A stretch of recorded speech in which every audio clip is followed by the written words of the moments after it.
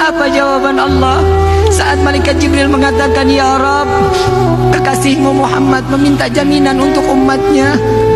Sampaikan kepada Muhammad, akan aku jamin umatnya dan tidak akan aku hinakan di yaumil qiyamah. Kita nih yang lagi difikirin kita sama Nabi. Nabi nggak pernah yang namanya istirahat untuk mikirin umat, nggak pernah.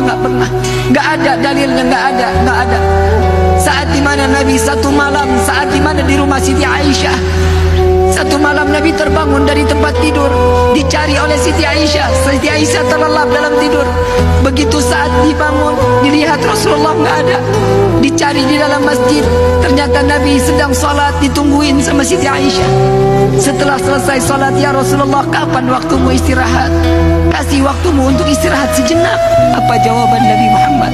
Jika aku istirahat, bagaimana nasib umatku di yaumil qiyamah?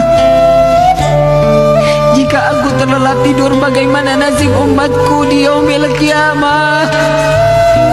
Apa yang kau lakukan ya Rasulullah sehingga aku melihat engkau banyak di dalam gerakan salatmu? Apa jawaban Rasulullah? Ya Aisyah, setiap malam aku harus menggelar daripada sorbanku. Untuk apa ya Rasulullah? Tidak kurang setiap hari, setiap malam aku salat taubat di hadapan Allah 1000 rakaat. Nabi memegang kunci syurga. Nabi yang namanya berdampingan dengan nama Allah, masih salat taubat 1000 rakaat. Siti Aisyah mengatakan, ya Rasulullah, engkau manusia yang maksum, engkau tidak ditempel dosa, engkau tidak akan diberikan suatu siksaan apapun. Kenapa engkau salat taubat begitu banyak ya Rasulullah? Apa jawaban Sayyidina Muhammad keluar dari lisan manusia yang dimuliakan oleh Zat yang Maha Mulia? Jawabannya Nabi, ya Aisyah, aku khawatir tatkala umatku saat diambil rohnya oleh Allah kembali ke hadapan Allah, dia belum sempat bertaubat kepada Allah. Sedangkan aku mengharap solat taubatku ini dapat menambal taubat umatku.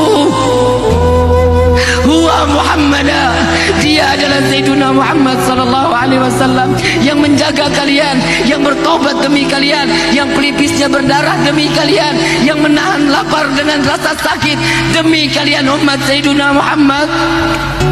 Mau sampai kapan kita terlelap tidur sedangkan Nabi terbangun menangis untuk umat Sayyiduna Muhammad sallallahu alaihi wasallam? Jangan terlalu sinis dengan Sayyiduna Muhammad sallallahu alaihi wasallam. Jangan pernah membenci Sayyiduna Muhammad.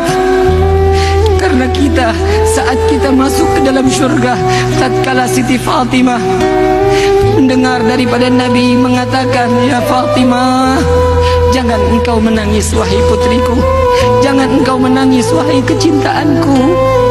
Ya Rasulullah, engkau adalah ayahku. Sebentar lagi engkau akan berpisah dengan roh dan jasadmu. Aku tidak lagi dapat berjumpa denganmu ya Rasulullah.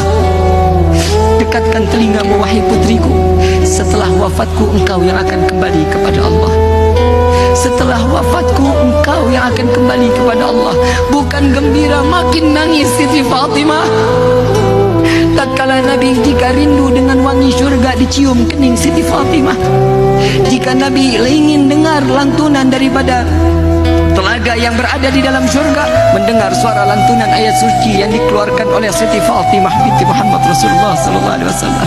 Ya Fatimah, bukankah ini kabar gembira wahai putriku? Bukankah ini kabar gembira wahai anakku? Apa jawaban? Ya Rasulullah, ini adalah kabar gembira, tapi engkau adalah kekasihnya Allah. Engkau memiliki kedudukan pastinya di dekat Allah. Sedangkan aku tidak akan bersama denganmu ya Rasulullah. Di mana jika aku ingin berjumpa denganmu? Jumpai aku di penimbangan amal baik amal buruk umatku ya Fatimah. Sedang apa dirimu ya Rasulullah? Aku sedang meminta kepada Allah dan memberikan syafaat kepada umatku agar timbangan pahala jauh lebih besar dibanding dosa mereka.